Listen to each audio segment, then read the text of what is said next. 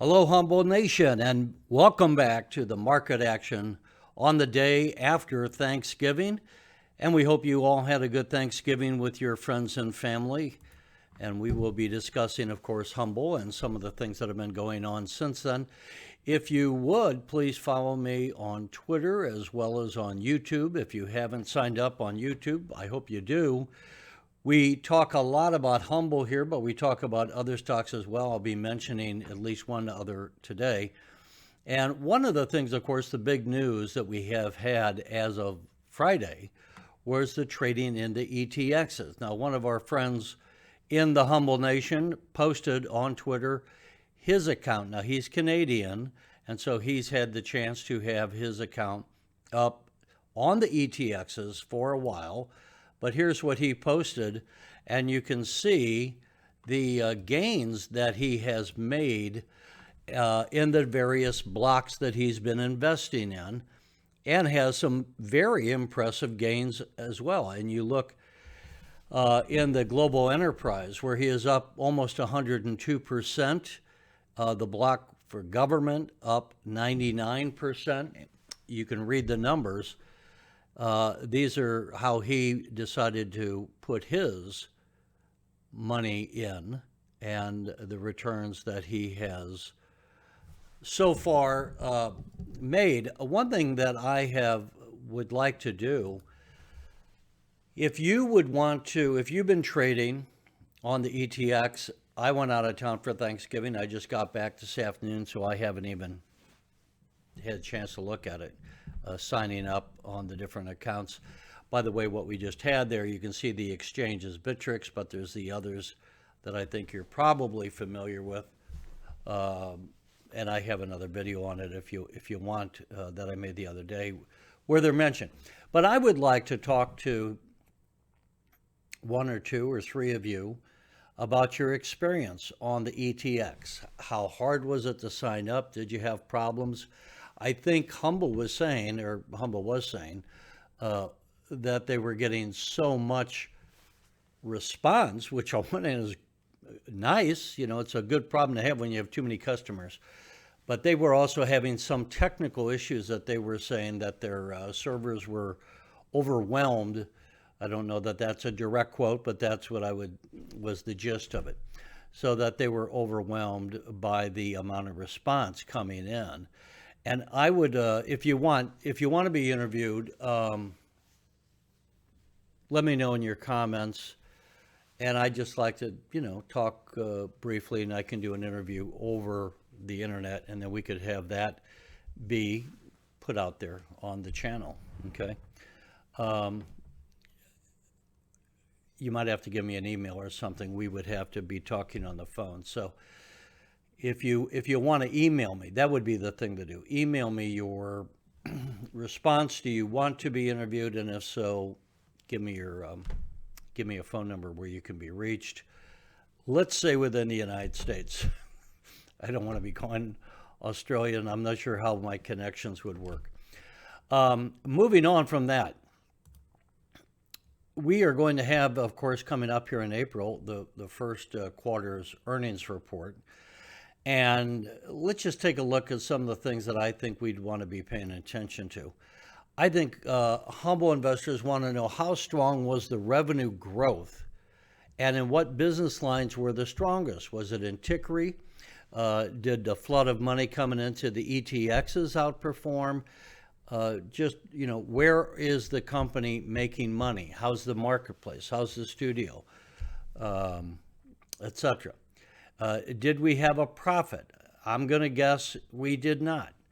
It would be unusual to have a profit this early on because you have all kinds of fixed costs, and you got a lot of exceptional costs when you're starting. You're hiring a lot of new people. You have to put out money just to get your systems up and running. So did we have a profit? I'm expecting we will not have a profit. But I would like to know, what are our margins? Where are we having transactions where we are making the most amount of money per transaction? And I'd like to know, how are the businesses performing according to the expectations that the company had, and is business growth stronger than expected? Are we, as an example, in Tickery, which was an existing business when we bought it, so that, as we're reopening, might be having some sales that we could look at, but I'd want to know overseas, are they signing up merchants? As I said, so those are some of the things. Where are the metrics performing? Where are they overperforming? Where are they underperforming? And what are we going to do about the underperformance? So when we have the call, that's what I want to know. Now, on some other things, I am not blessing this stock, but I wanted to bring this up because it's kind of an interesting story. And I would say this, a lot of people on Humble are enamored of penny stocks, and I'm often leery of penny stocks, but if you want to put some money into this one, you could. And I'm just first going to check the price of oil here. Crude was down a bit today, about 4%. So this is an oil exploration company that I am not blessing, but one of the viewers brought it to my attention, and it has gone crazy over the last couple of months.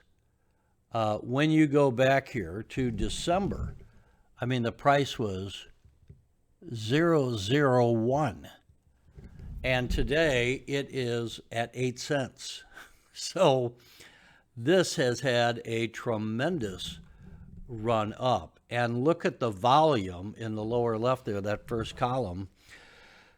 The average volume, 142 million shares, and today they did 862, almost 863 million shares.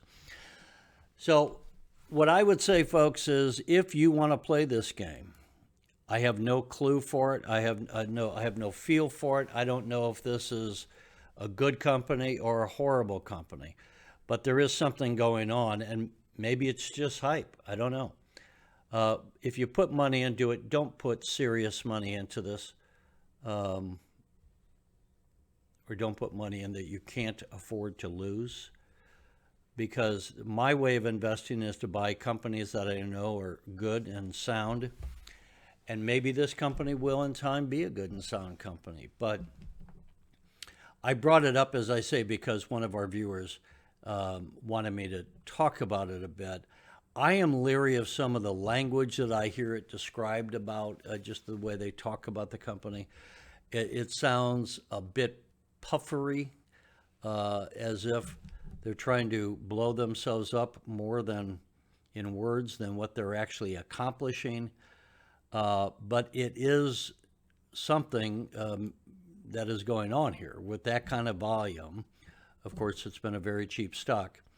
So there you go. And the symbol, as I think you saw, EEE, 3 E's, N and F, 88 Energy Limited.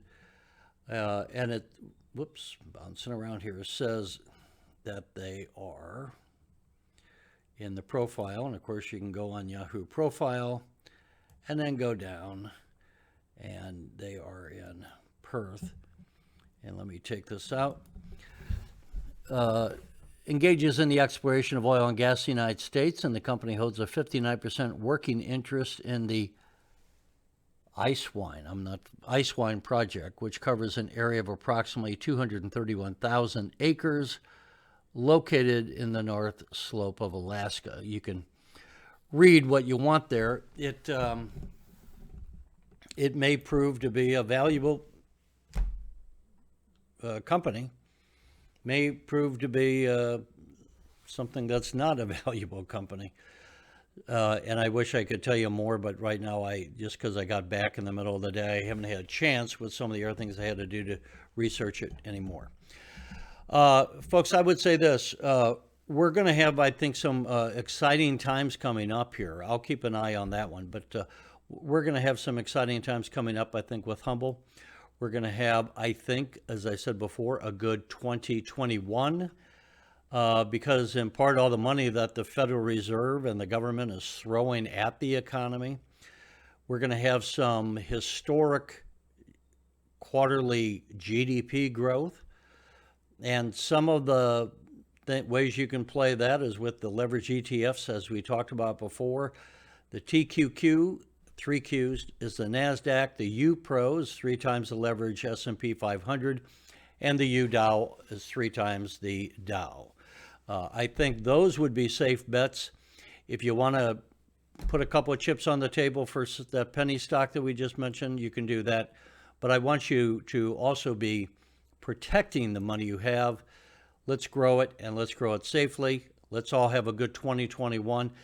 Let me know if you want to be interviewed, as I said, and we can do that. I'd be interested to hear your response to, was it set up right? Are you excited about investing in the ETXs? How difficult was it?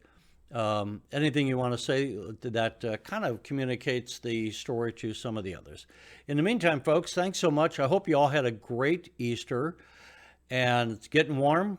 Hopefully the stock market will be warming up, and we'll keep tabs on it and be back with you tomorrow night.